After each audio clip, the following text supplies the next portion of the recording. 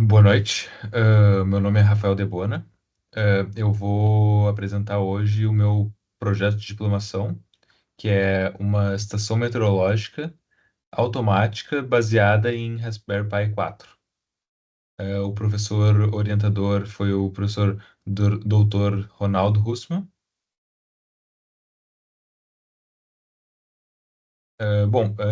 Aqui falando brevemente, então, sobre os tópicos que a gente vai, como foi dividida a apresentação, né? Então a gente tem primeiramente a introdução, que traz um pouco de contexto, o problema que vai ser abordado, quais que são os objetivos, quais foram os objetivos a serem atingidos durante esse projeto.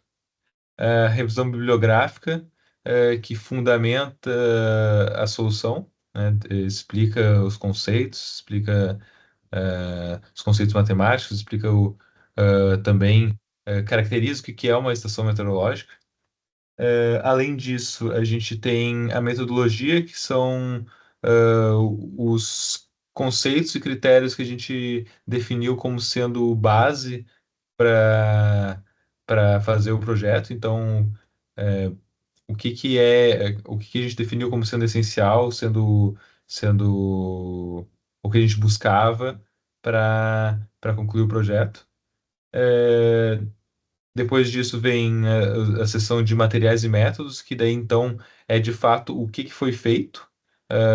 Com base na metodologia, a gente vem para o que foi montado de fato, quais sensores foram escolhidos, qual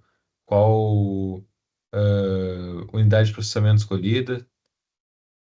Depois a gente traz aí a validação, que, que explica como a gente fez, como a gente validou que as medições da estação eram coerentes ou não. É, Em seguida, os resultados obtidos. Então, quais que foram qual foi o desempenho na medição de cada uma das grandezas abordadas nesse projeto. E por último, uma conclusão que bom, conclui o trabalho e dá também uma ideia de trabalhos futuros, que ainda poderia ser abordado no tocante a esse tema. Bom, primeiro falando então sobre o contexto e motivação, tá? É, Bom, o monitoramento de condições atmosféricas tem relevância muito grande, tanto social quanto econômica.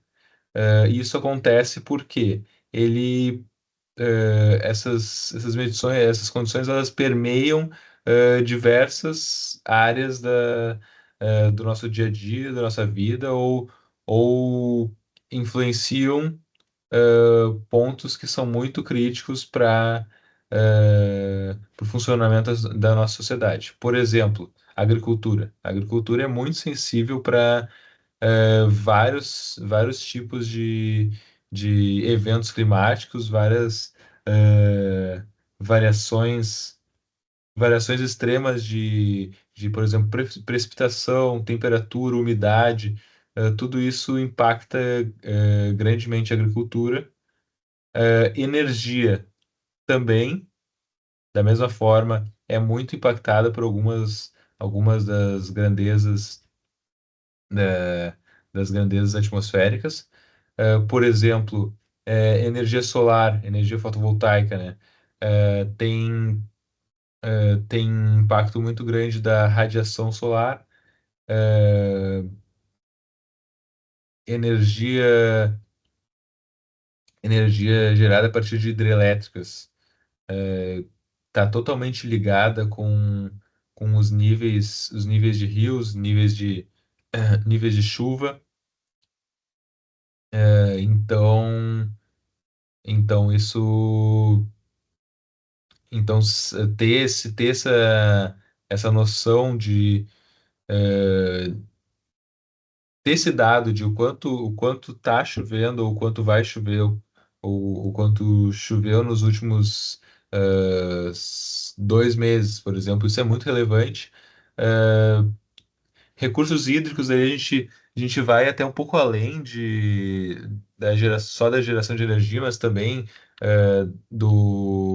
da distribuição para a população, é, todo esse, às vezes o controle de o quanto foi controle Bom, o controle dos recursos hídricos de forma geral, assim, é bem relevante. E um ponto que tem tido cada vez mais relevância é a questão também relacionada à defesa civil, que bom, as, eh, as mudanças climáticas, um contexto, assim, primeiramente, né? As mudanças climáticas têm aumentado a frequência e a intensidade de eventos extremos.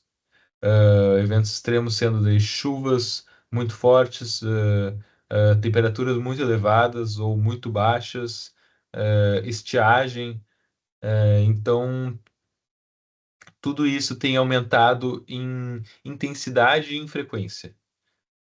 E quando eventos desses acontecem em, em regiões altamente povoadas, isso aumenta muito o risco de acontecerem tragédias ou acontecerem grandes problemas sociais, né? Então é aí que entra a defesa civil, que é no ah, que é o que eles fazem o papel de controlar, de entender os dados que se tem e atuar para minimizar estragos ou para antecipar tragédias. E para que isso seja feito, o que precisa? Eles precisam de bons dados, dados densos, confiáveis, e ininterruptos, né? Então, dados que não podem eh, ser perdidos porque choveu muito no local e agora a estação não está mais medindo. Bom, então o problema aí, o principal motivador desse projeto foram as enchentes de 2024 no Rio Grande do Sul. E mais especificamente a, a falha na rede de estações meteorológicas que ocorreu nesse período. Então, bom, todo mundo aqui sabe a magnitude que tiveram essas enchentes, né? Mas só para trazer alguns números, mais de 2,4 milhões de pessoas foram afetadas em 478 dos 497 municípios gaúchos. Obviamente, em magnitudes muito diferentes, mas praticamente todos os municípios gaúchos foram, de alguma forma, afetados, pelas enchentes. Aqui, então, aqui na região de Porto Alegre, né, que a gente tem que é banhado pelo Guaíba, né? O Guaíba chegou a uma cota de 5,37 metros, o que é quase o dobro da cota de inundação, né? Que seria 3 metros. Então foi um evento muito, muito extremo.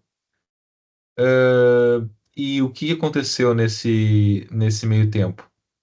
É, é, os órgãos que fazem o controle dos dados climáticos, se depararam com um problema.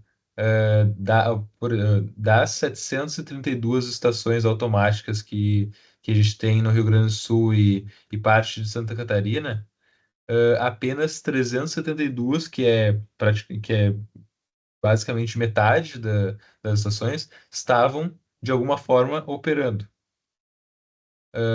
E mesmo dessas, nem todas estavam operando corretamente, ou estações que medem várias grandezas, às vezes não estavam medindo apenas algumas dessas grandezas. Então, o que aconteceu foi que a gente perdeu muito da capacidade, perdeu, ou já tinha se perdido, ou se intensificou esse problema. Então, a gente perdeu muito da capacidade de entender, através dos dados, o que está acontecendo no nosso estado. E isso num momento crítico uh, de até risco de vida em alguns momentos, e também de manejo de recursos limitados do Estado para para que fossem enviados para as localidades que mais precisavam. Isso foi muito relevante, entendeu? Então, à medida que o tempo passava, cada vez menos o Estado tinha a noção de o que estava acontecendo e como melhor atuar. Bom, então, dito isso, quais que são as soluções possíveis que a gente tem? Bom, eu peguei aqui a linha mais barata de, de sensor, de estações meteorológicas e de dispositivos relacionados, tá? Então, que é para mostrar que mesmo digamos assim, na base da cadeia, ainda assim são dispositivos caros. Tendo aí como exemplo essas duas estações que foram usadas como referência aqui para eu montar o projeto, na base aí de 12, 13 mil reais. E eu trouxe também esse data logger, que é da mesma linha ali da primeira estação, onde só o data logger custa 10 mil reais. E que de certa forma, é a parte que eu mais foquei nesse projeto, foi nessa parte aí do dispositivo para ler e armazenar os dados, né? Ler, armazenar, transmitir. Bom, então, dito isso, né, na hora de escolher qual a unidade de processamento que eu iria utilizar. É, bom, eu trouxe o Arduino porque ele é uma solução que foi encontrada em vários projetos de diplomação, que eu consultei. Eles usaram o Arduino para para fazer estações meteorológicas. Provavelmente muito por conta do baixo valor, uh, mas, mas foram mas, bom, foi o que eu encontrei ali nas estações, nas referências. Mas eu aqui eu tô optando por utilizar um Raspberry Pi 4, porque ele tem mais capacidade de processamento, o que vai permitir que eu tenha que eu adicione algumas funcionalidades, várias que não poderiam ser executadas, eh, especialmente no Arduino, mas mesmo num microcontrolador mais potente, mesmo assim, ou não seriam, ou teriam dificuldades. Um exemplo de aplicação que eu não poderia ter é uma interface gráfica que a gente vai mostrar posteriormente, que foi feita aí para o projeto. Outra coisa, a questão é, é que com os múltiplos core do Raspberry, eu consigo fazer paralelismo ali no software, né? Então, isso viabiliza, de novo, né? Isso viabiliza algumas soluções interessantes. Além da maior número de portas, de entradas, a gente tem várias entradas USB, conexão com rede através de Wi-Fi, Bluetooth, Ethernet, saída de áudio. Então é uma placa com muitas funcionalidades.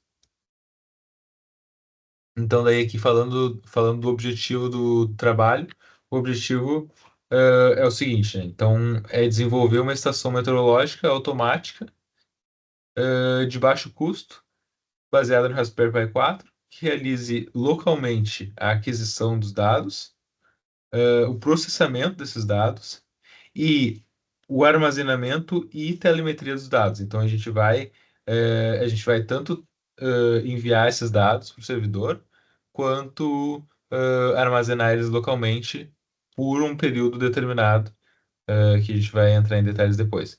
Então, para isso, né, os objetivos específicos, a gente teve que selecionar quais grandezas seriam medidas e para isso daí quais sensores seriam utilizados, definição de placa de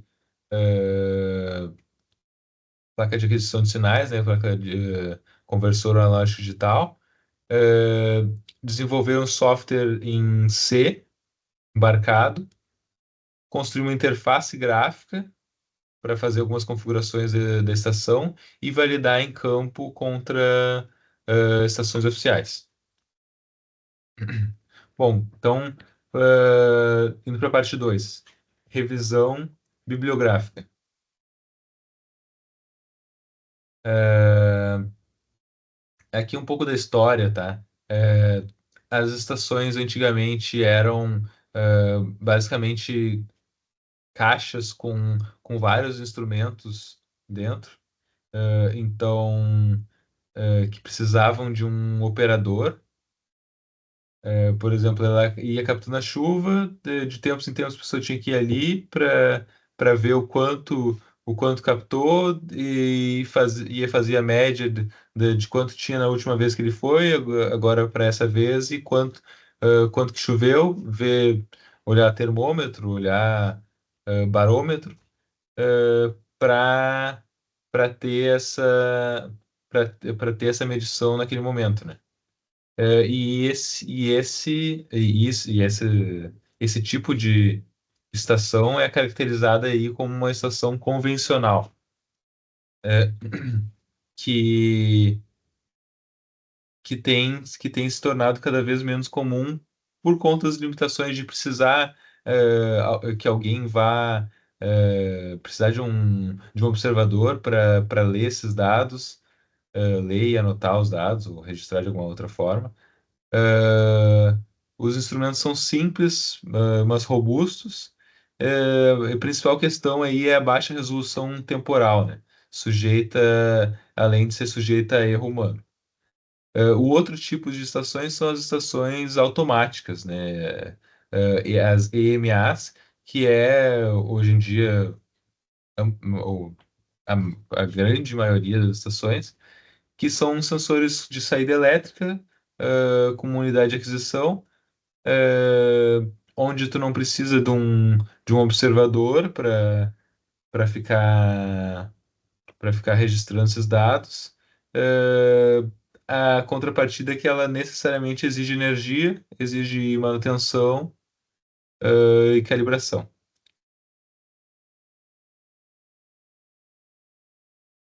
Agora falando um pouco sobre cada uma das grandezas que vai ser medida e o que que a gente tem de opções para cada uma delas, né? Primeiro, temperatura. A gente tem os NTCs, eh, os RTDs, principalmente conhecidos pelo PT100, e tem os termopares. Eu optei aqui pelo NTC, que é que é a tecnologia usada no DHT-22, que é o sensor que posteriormente eu vou dizer e vou explicar que é o que foi escolhido. É um sensor com boa precisão e barato.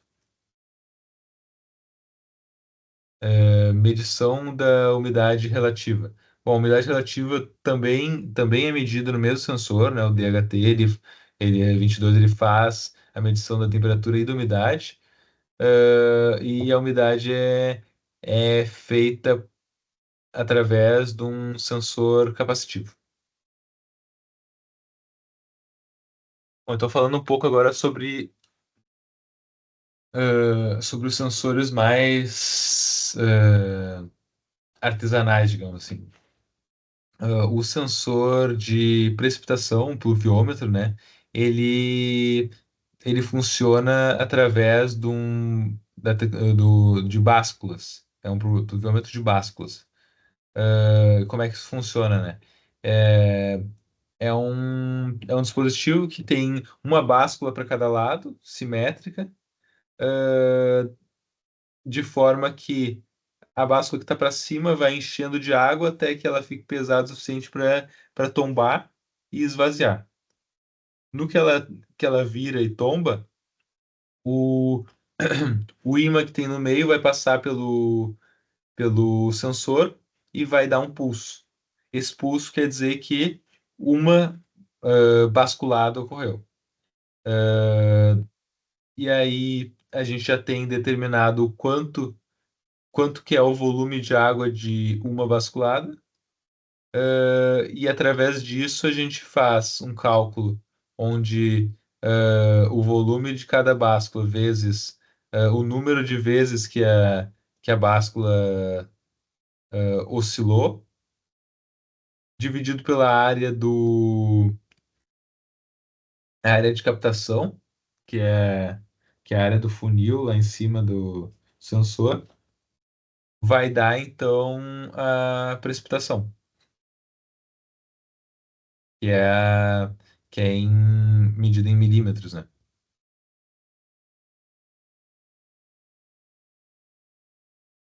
Para medição do vento, né, a gente tem dois sensores, um de velocidade do vento e outro de direção. Então, o de velocidade ele tem uma especificação física que seria entre aspas, distância, que bom, ele é da mesma forma que o outro, ele dá pulsos, mas no caso desse é com rotações, né? Mas cada um desses pulsos representa, de certa forma, uma distância. Essa distância vai ser usada posteriormente para chegar na velocidade depois que a gente tiver a frequência desses pulsos, né? Então a gente tem um período determinado, a gente tem um número de pulsos, então o número de pulsos dividido pelo período vai dar a frequência. E a frequência, então, digamos, 2 pulsos por segundo. Se a gente tiver uma distância de 5 metros, 5 vezes 2 pulsos por segundo vai dar 10 metros por segundo. Então a gente tem a velocidade, 10 metros por segundo. Obviamente não vai ser esses valores porque são muito altos. A direção é lida por uma biruta resistiva. Ela não vem em pulso, bom, é basicamente um potenciômetro, que tem degraus de 45 graus. Então, é isso que ele consegue medir. Bom, daí falando então um pouco sobre condicionamento e conversão de sinal analógico digital, esse é, esse é um fluxo mais genérico, assim, eh, de condicionamento e conversão, né? Então, temos a leitura do sensor, com saída analógica, então, que passa por uma placa de condicionamento de sinal. Esse sinal condicionado vai ir para o conversor ADC e a saída digital, então, daí sim vai para a unidade de processamento. Aqui uma comparação, né, entre microcontrolador e computadores de placa única, né, os SBCs, que é onde entra o Raspberry Pi.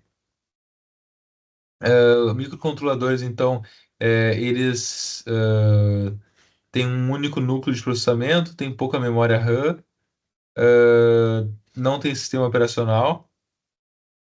É, Em contrapartida, esse tem baixo custo e baixo consumo. Então, para algumas aplicações, eles são bem, para algumas aplicações embarcadas, eles são bem relevantes.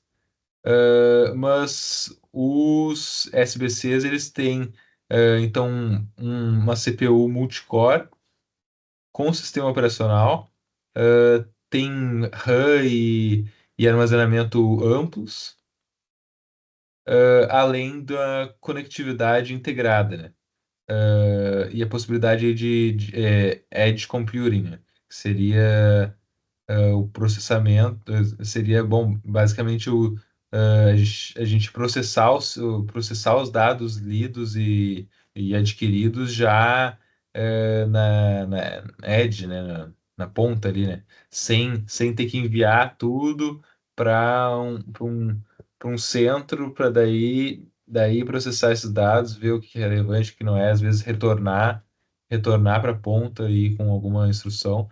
Então, dessa forma, ele já é processado e, de repente, alguma decisão pode ser tomada já na ponta.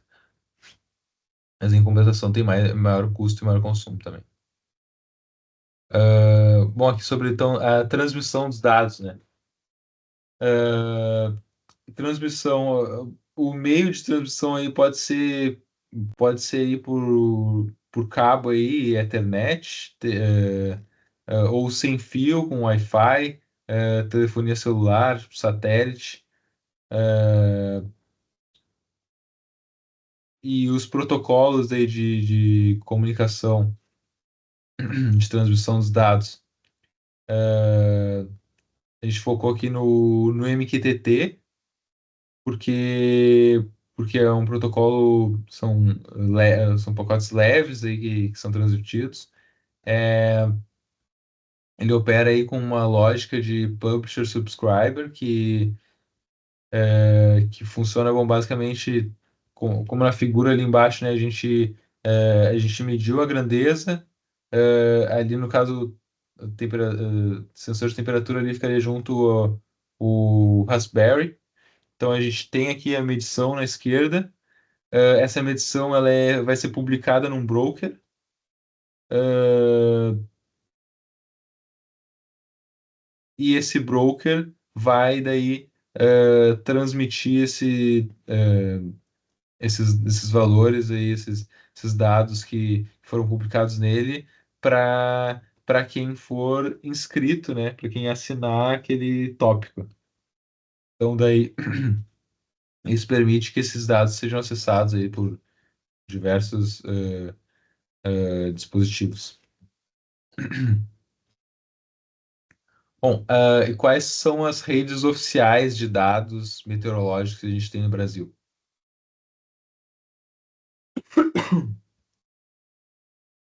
Os dados as redes mais comuns, desculpa, as redes oficiais são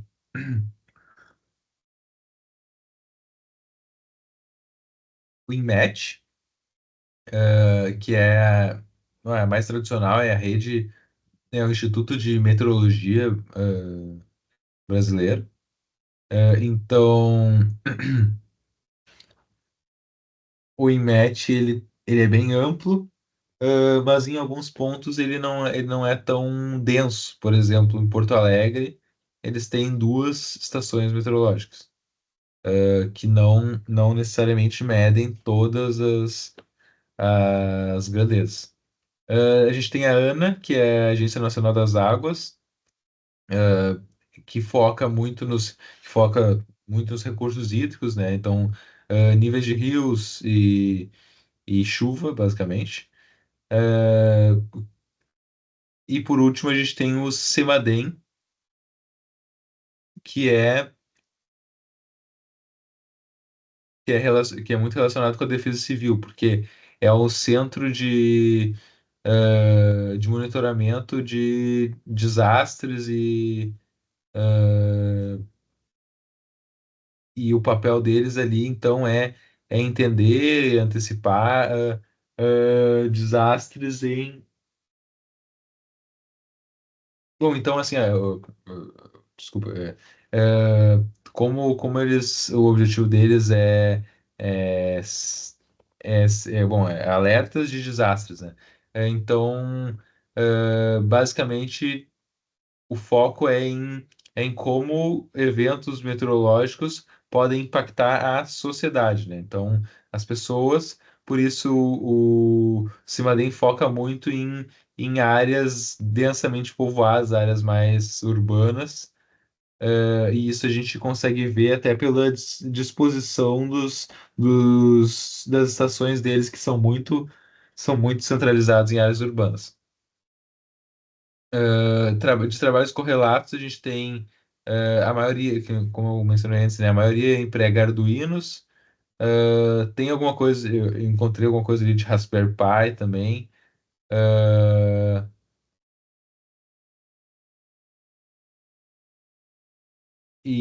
bom, eu diria que então que o diferencial aqui desse trabalho vai ser realmente a questão do processamento local dos dados.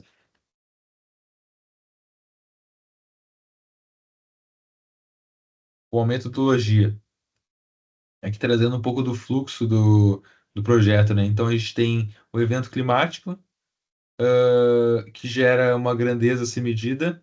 Essa grandeza vai ser capturada por um conjunto de sensores, né? Aliás, cada grandeza por um dos sensores do conjunto.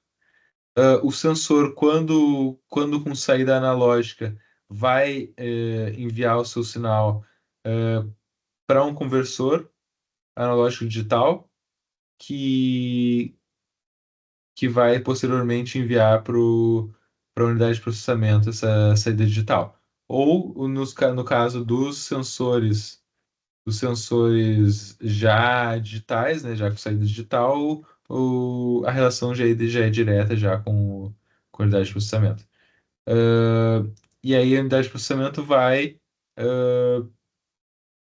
com esses dados, tratar os dados e salvar os dados, né? Eu ilustrei ali pelo arquivo CSV, ah, e também transmitir esses dados para o broker MQTT. Então, o que que a estação vai precisar fazer? Ela vai precisar medir 5 grandezas meteorológicas, que são temperatura, umidade, direção e intensidade do vento e chuva. Vai precisar ler sensores, uh, o ADC para os analógicos ou as próprias portas digitais ali já para os sensores digitais, né? Processar então processar esses dados. A gente vai ter uma interface homem-máquina, né? Que seria a interface gráfica que foi montada para configurar algumas questões da estação e até para visualizar também os dados, se necessário. Armazenar esses dados por 7 dias, pelo menos, e comunicar aí através de internet cabeado, Wi-Fi, pro broker MQTT. Ou então aqui a plataforma e sensores, né? A plataforma de processamento. Então, o que que ela precisa ter? Ela precisa conseguir fazer tarefas em paralelo. Então, ela vai ter que rodar a interface, enquanto lê os sensores, enquanto registra, salva esses dados que foram lidos e processados e envia esses dados também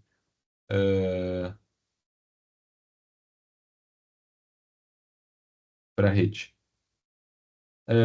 Isso exige daí, então, mais processamento e múltiplos, múltiplos núcleos, exige mais memória RAM, eh, E esse é o motivo de por que um computador de placa única ainda. Esses são alguns motivos, né? Porque o computador de placa única e não um microcontrolador. E os sensores e referências, a gente não tem assim normas muito específicas para essas estações de baixo custo. Ah, então o que eu usei daí foram duas estações comerciais.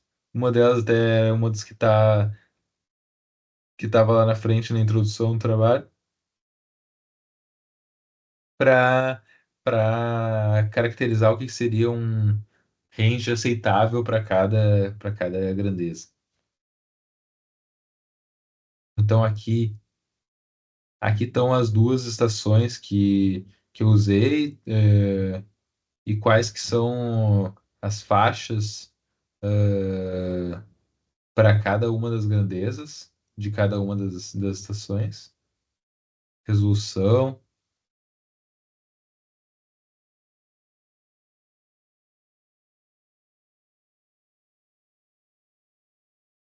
Na questão do software, né? Bom,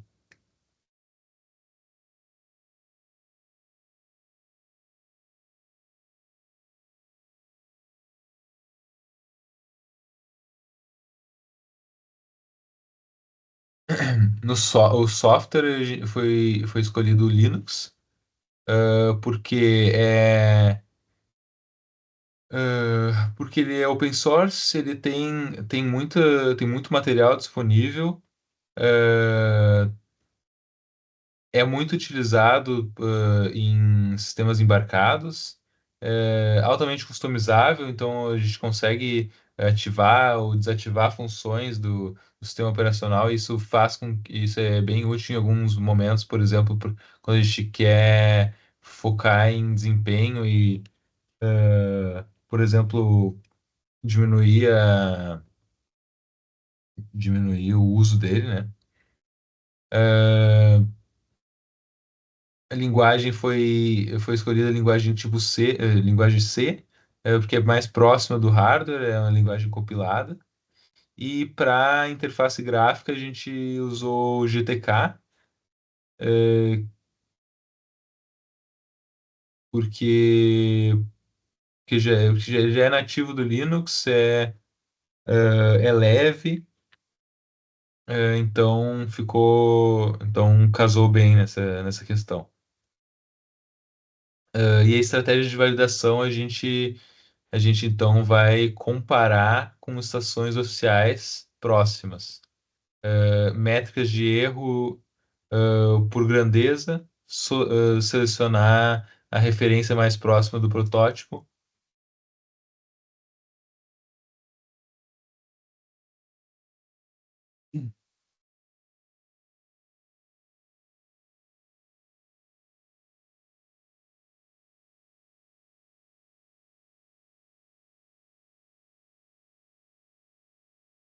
Bom, então aqui a gente traz agora de fato o que foi a estação construída, né?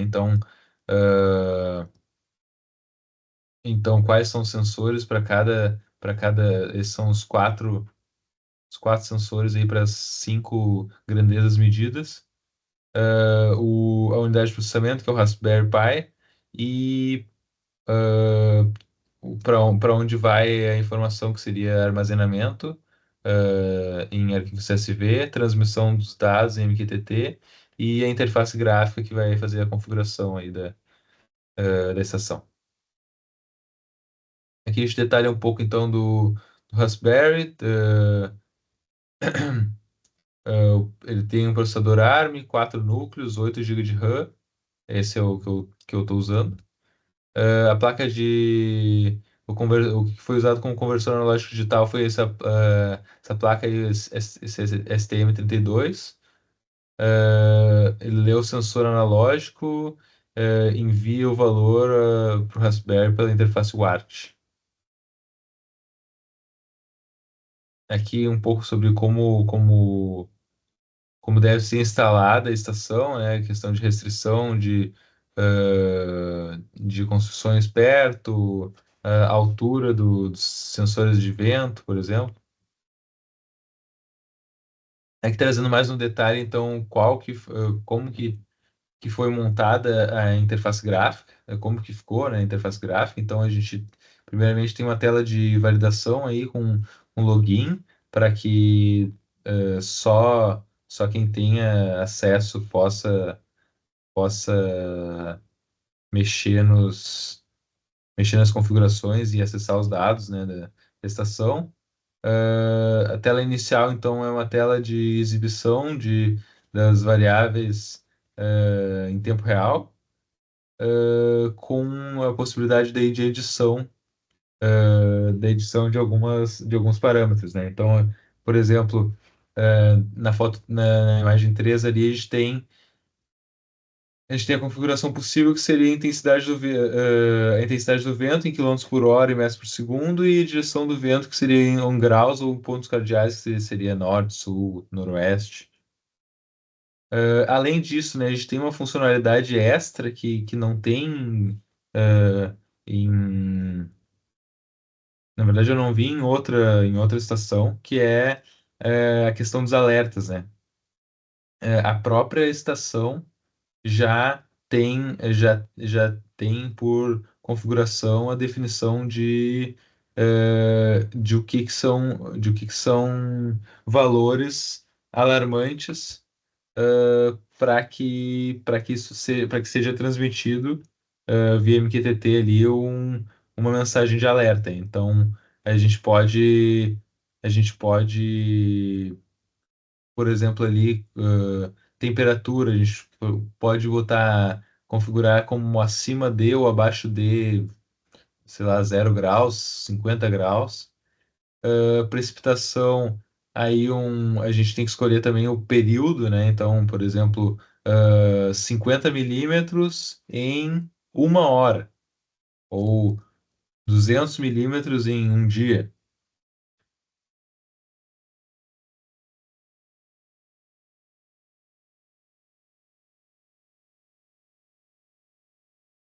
Ah, bom, então aqui a gente tem o detalhamento do sensor de temperatura e umidade, o sensor a báscula, né? O pluviômetro de báscula. Aqui só trazendo aí um, um, um detalhamento rápido aí. A gente tem, como a gente entrou um pouco no detalhe antes, né? Agora, com o número de fato do sensor, a gente tem que cada basculada, cada pulso representa 0,25 milímetros de chuva. Então, basta multiplicar o número de pulsos por 0,25, a gente chega então no total da chuva. E se a gente quiser a intensidade da chuva, que seria, por exemplo, 20 milímetros por hora, 20 milímetros por dia, a gente apenas divide pelo período que se quer comparar.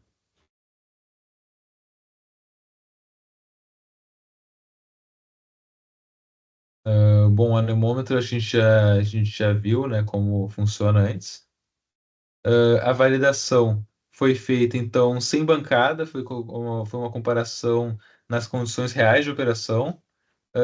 O protótipo foi instalado em Porto Alegre, em ambiente urbano, e foi comparado com estações nas mesmas condições, com a diferença aí de alguns quilômetros entre elas e a estação experimental.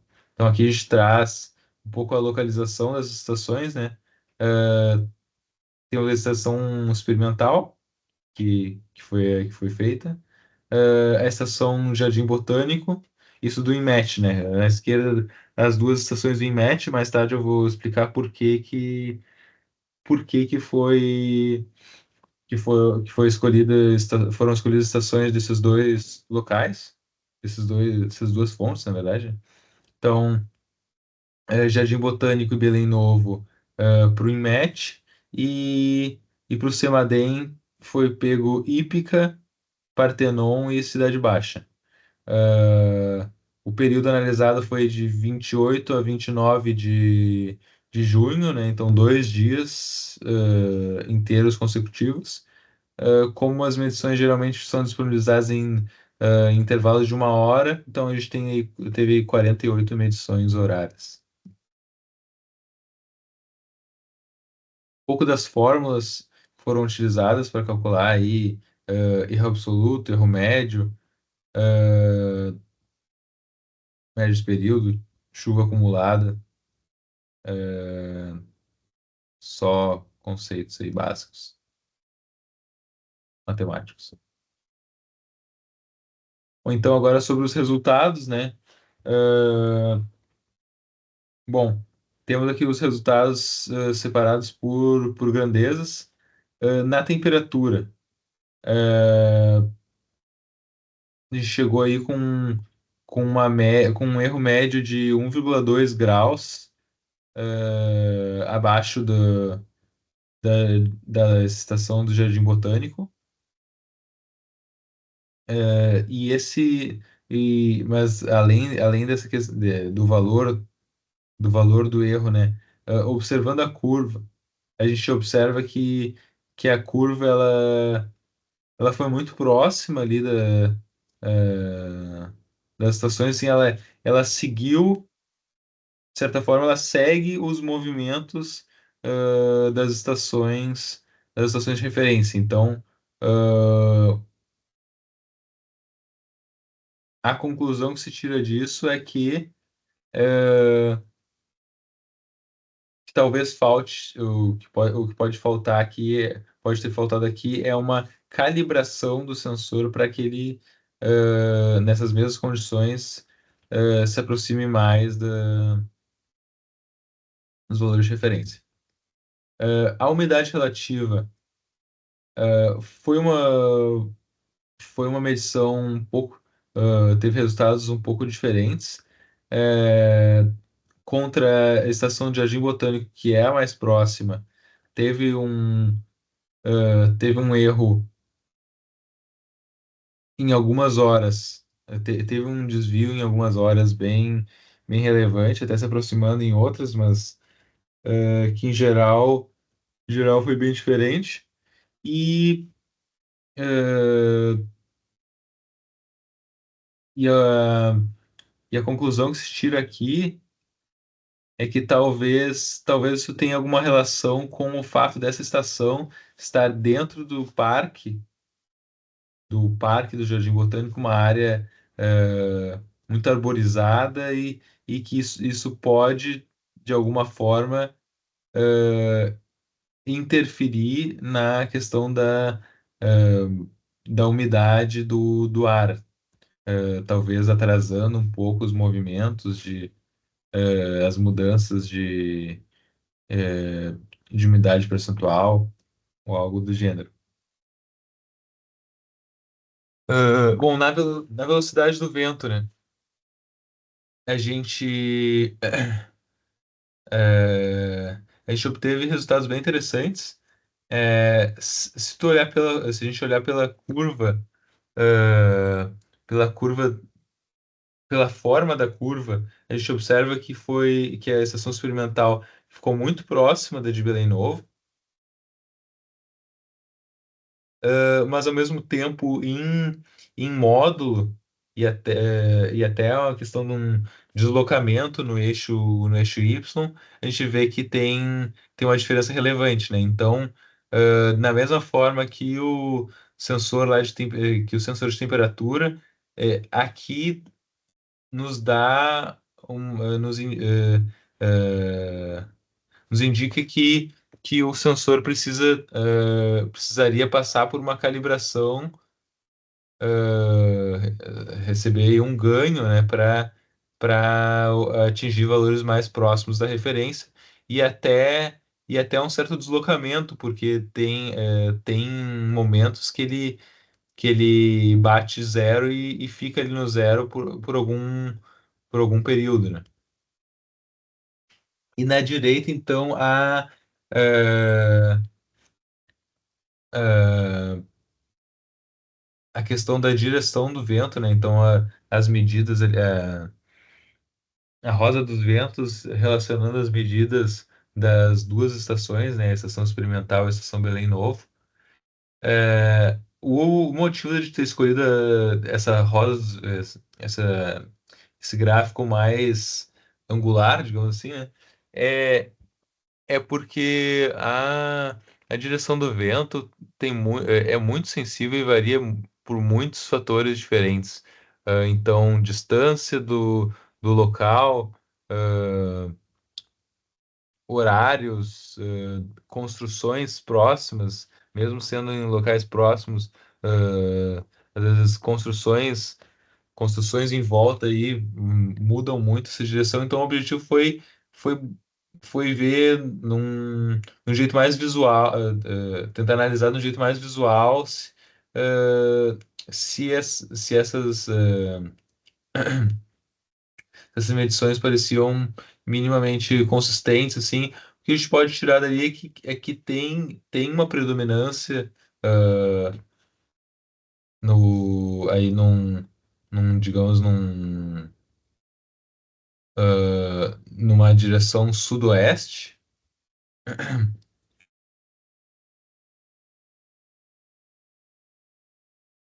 E então, por último, a gente tem aqui a precipitação, né? Precipitação eh, foi teve um resultado bem satisfatório. Ela detectou corretamente início e fim da chuva em horários. Ela detectou início e fim da chuva em horários bem próximos das estações, das estações de referência. É, até pelo volume relativamente baixo de chuva, né? Que foi questão de próximo a 6 milímetros de chuva. Acho que foram medições interessantes. A gente tem algumas justificativas para ter dado um pouco abaixo, né? Eu acho que a principal delas é a questão da proximidade da casa onde estava instalado o sensor. Então, dependendo do sentido que vem a chuva, a casa acaba bloqueando, bloqueando o sensor, fazendo com que ele receba menos chuva do que receberia se estivesse num ambiente mais aberto. E por último, então, a conclusão, trabalhos futuros, aí a gente mediu as cinco grandezas de forma contínua e autônoma. A gente mostrou que foi possível ter ali o processamento local, ah, e o envio de dados de forma remota. Tiveram algumas diferenças, tiveram algumas diferenças para as referências, mas ao mesmo tempo é, conseguiu, na maioria das medições, é, perceber que estava no padrão certo. E em relação a trabalhos futuros, eu é, acho que uma coisa, algumas aplicações interessantes seria integrar o banco de dados ao broker do MQTT, implementar a comunicação por radiofrequência, que a gente ainda não tem, implementar célula fotovoltaica e baterias para aumentar a robustez do sistema, além de adicionar outras grandezas meteorológicas que são tipicamente medidas que a gente não está medindo nesse trabalho, por exemplo, a radiação solar e a pressão atmosférica. E era isso. Obrigado.